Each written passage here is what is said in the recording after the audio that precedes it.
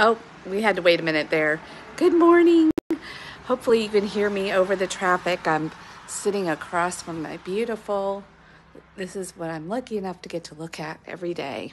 It's a beautiful golf course across the street, but the street is busy, so I don't always sit here because of the traffic noise. But anyway, we started the book of First Thessalonians today, which is a letter Paul is writing to the church of the Thessalonica, I think is how it's pronounced. But I'm calling this faithful endurance. And true faith does give you endurance. And Paul is just so grateful for that. He is expressing his gratitude that the church in Thessalonica is evidence of that too, that they seem to have grabbed on to a true faith that is allowing them to also endure. And that is a beautiful thing. And you could just feel the gratitude for that coming through. And that he even is recounting that he came to them from the church in Philippi, where he did not have it so easy. He and the other apostles did not have it easy. They were mistreated. It was hard, and yet they still came. And they could tell that these people were open to the message, and that encouraged them to keep enduring. The faith that keeps them going. It feeds you. It just helps you even when the chips seem to be down or the evidence isn't there. You're still able to endure and keep going. That perseverance, that, okay, I know what I'm doing matters, even though I might not see that right now, or I might not see it for a while. I know that it matters and it will make a difference and it will prove itself in the end. Faith, that is faith, to be able to keep going. And this church, Paul even says, and I was even able to demonstrate my faith to help your faith grow and get this kind of endurance, and that we came among you and we didn't even want payment. We worked with you, we cared for you, because we cared so much about cultivating this faith that we saw that was growing in you. And so we wanted to make sure that our message was so pure that we did not make any demands of you. We came alongside you and we worked hard and worked for you. We cared for you. So there are times when we're like, they are expecting payment from the people that they are spending, not in the form of actual dollars, but through housing and hospitality. But there are and again, this goes back to my question I ask myself all the time now, like, what would love do? And he is able to it seems like he's asking himself a similar type of question, like going into each group and each new body of believers and knowing what is required of him in those circumstances. It's not always loud school bus. It is not always,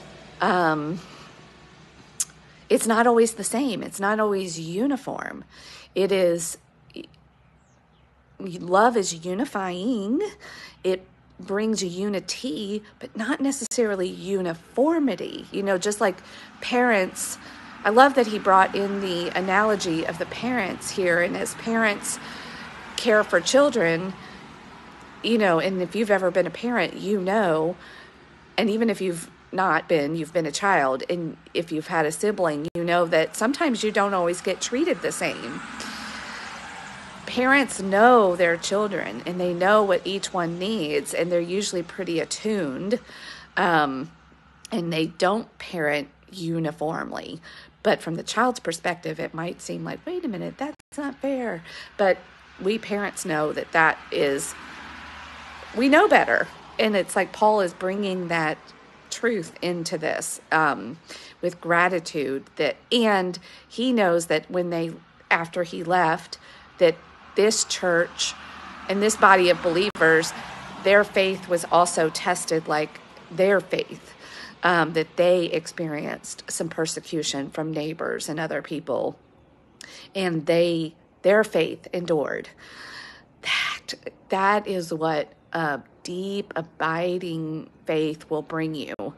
It is that endurance. And this can be applied practically in lots of areas of life, not just to the faith in a God or the bigger thing, but even faith in yourself, faith in engaging in maybe behaviors, and even ways of relating to people and to life that doesn't always bear fruit immediate. This is that long-term, looking at the long-term big picture of things and having faith that behaving and doing things in a certain way will produce an outcome that is favorable and that is desirable and worth enduring for through the times when it doesn't seem like it's making a difference or it matters or you don't want to do it, like all of those things.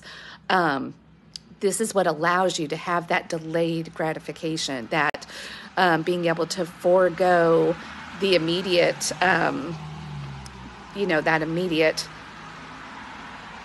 reward that that if you do that, you might wipe out a lot of your faithful endurance, or you might set yourself back. But even in that, if you do, one of my favorite sayings that one of my coaches uses in community I coach in, SoberSys, we talk all the time about progress over perfection, progress over perfection. And this is what allows that faithful endurance. Okay, I stumbled. Let's dust ourselves off and get back in. It's not a setback or a failure, or if it is a setback, it's just a minor setback. You just dust yourself off and you just keep going. You're still making progress. Perfectionism and legalism and rule following, that is what causes us to give up and want to fail. And I'm going to make this one short and sweet today because the traffic noise is extra loud today and it's distracting me. I don't know if it's distracting you, but it's distracting me. But even and I have company in town, and we're heading to the airport shortly, and it's going to be a sad goodbye. It was such a great and rich visit, heart filling.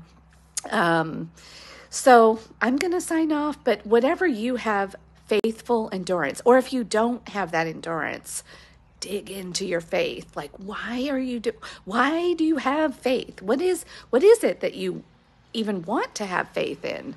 What is it? Dig in deep.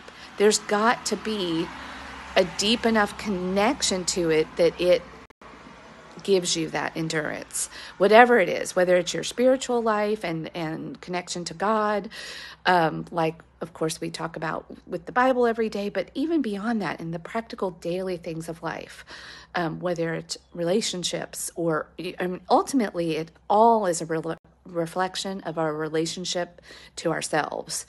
Are we willing to care for ourselves and love ourselves enough that we will hang in there and have faith and endure the struggles when we don't feel like it, that kind of stuff, or when it's even just mundane, when it's just the normal and it's like, is this even making a difference? Keep going back to your faith and why. Why did you choose this path? Why are you on this path?